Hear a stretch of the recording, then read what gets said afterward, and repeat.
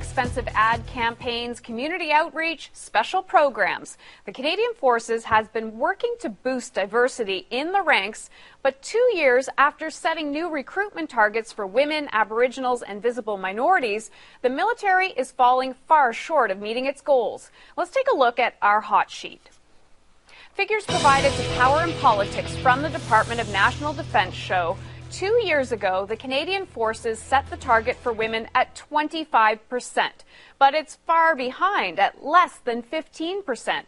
And the military has only 1 more year to hit the targets. The goal for Aboriginals is 3.4%, but they now make up just 2% of the military.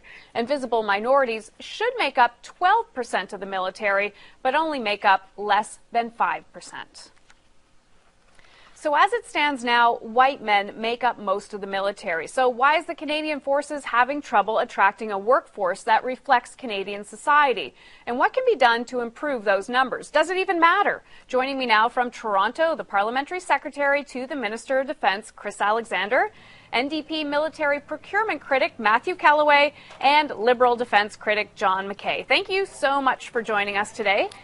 Happy to. Thanks, Hannah. Now, Chris Alexander, I want to start with you. The Department of National Defence has until next year to get up their hiring for these target groups. Now, we just saw how far off those numbers are. How can they do it now? Well, we want Canadian Forces, we're committed to having Canadian Forces that reflect society. That's why we have these ambitious targets, and that's why we're promoting the career to all parts of Canadian society. And we have made progress, but let's keep in mind, these aren't quotas, they're targets. And in the case of Aboriginal Canadians and visible minorities, people have to self-identify. So we may be doing better than actually the statistics show. For instance, on Aboriginal Canadians, where we know we have over 2%, we also have, as part of the regular force and the primary reserve, the Canadian Rangers in the North and Arctic, which are overwhelmingly Aboriginal, and which represent, themselves close to 4% of the force. Now, whether the members of the Rangers self-identify as part of these surveys, I don't know. On women, we have an excellent story to tell. There are over 10,000 members of the Canadian Forces who are women. There is no exclusion to the participation of women in any profession, including the combat arms. That's why we had people like Captain Nicolas Goddard killed in Afghanistan, leading a reconnaissance squadron in Kandahar. And this has not always been the case in Canada, and it is still not the case, but even in like-minded democracies. You're not hitting your own targets. Well, we are making a lot of progress. Keep in mind, Hannah, we in 2010, we had a target of 19% women. We're close to 15%. We've raised the bar by 6%. We've only had 2 years of recruitment. We only recruit 4,000 or 5,000 people a year. Even if we recruited 50-50 in those years, it would be hard to meet the 25% target. We want a demanding target. We want an ambitious target, but we're not going to hit it overnight. So you're satisfied with the results so far? No, I think we can do more, but I think we need, as Canadians, to understand that we have done well. We have excellent women. They are submariners. They are fighter pilots. And countries like Australia recently invited a delegation of Canadian Forces members, mostly women, to come and explain to the head of their Australian Defence Force how we do it, because they still restrict, up until recently, the participation of women in certain professions, and that's the case with many other NATO countries. So we're ahead of the curve, but there's still a lot more we need to do to make sure the Canadian Forces reflect all the talent, all the potential that is out there in Canadian society. And obviously, when it comes to new Canadians, this is the fastest changing part of Canada's demography, and we do have some catching up to do here, though we have made progress, and we are determined to continue doing that. So Matthew Kellway, I want to come to you for a second. They have the ads, they have the outreach. What else can the government do? Well, I think, first of all, that if the Canadian Forces want the support of the Canadian population, it's imperative that they reflect the diversity of this country. I would look at those statistics and come to the opposite conclusion of Chris. If you take the Rangers out of the mix, then this government is doing far more poorly on recruitment of Aboriginal folks than the statistics would suggest. And similarly with women, that if you take if you look at the roles that women have currently in the Canadian Forces, many of them are still traditional roles for women, and so I think those statistics are masking a larger problem that that exists with the diversity and employment equity in the Canadian Forces, and what the recent effort to recruit by the Canadian Forces of the Aboriginal population, I think, betrays is the lack of meaningful efforts to make connections with the communities that they're seeking to recruit. And in fact, with respect to the Aboriginal population in particular, this is a government that puts itself in conflict with the Aboriginal community time and time again, and we have the recent federal court ruling on Attawapiskat as evidence of that. That's a scathing indictment of this government's response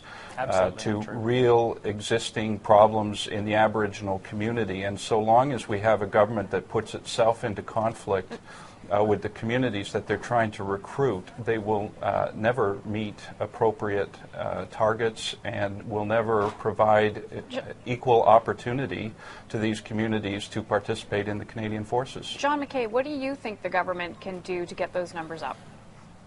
Well, certainly they can do a little bit better in their advertising campaign. At least they pulled the ad with respect to recruitment of Aboriginals. I guess that's good news. At least did a focus group and pulled it and realized that it was offensive to the point of almost comical in its stereotyping.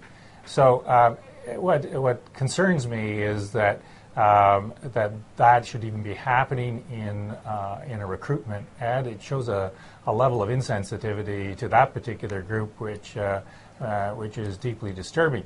And I imagine it's not that difficult to therefore project into the other groups, i.e. visible minorities and women, that maybe the military is not as in tune as it should be with what are appropriate recruitment techniques. I can only speak to, say, in my own riding, where we have pretty well every people group known to mankind in the riding, and yet I'm not. Maybe I should be, but I'm not aware of any of the aggressive activities by the Canadian military to recruit from what would be an obvious pool of people. So I think they got a long way to go. I like Matthew, think that the statistics actually mask a deeper problem.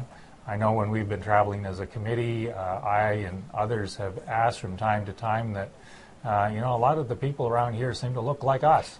So why is it that we aren't doing a better job? No, I don't have a lot of time here. I want to get through really quickly through three of you, and I want to start with Chris Alexander first. Why does it all matter? Well, it matters because the Canadian Forces, to project our values, to protect, defend Canada and defend international peace and security, have to reflect Canada. And Canada is changing. The work of the Canadian Forces is changing.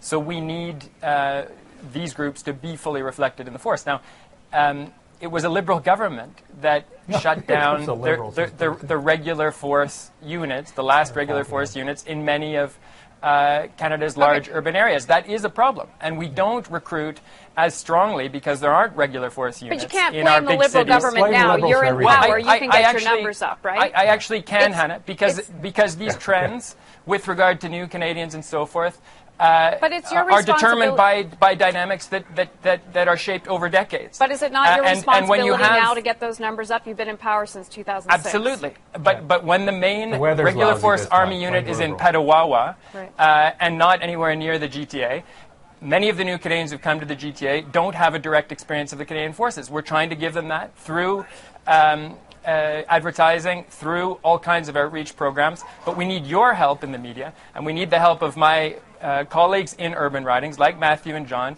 to make those links even stronger. For Aboriginal Canadians, we're celebrating the War of 1812 and our military history, which has every step of the way had an Aboriginal component central to it. And that remains the case today. I think the numbers are still quite strong, and we recognize it. When the 90th anniversary of the Battle of Vimy Ridge took place in 2007, there was an Aboriginal Canadian soldier leading the service. Okay, I'm so sorry. I do have to end it there. We ran out of time. I want to thank Chris Alexander, Matthew Kellway, and John McKay for joining us on this topic today.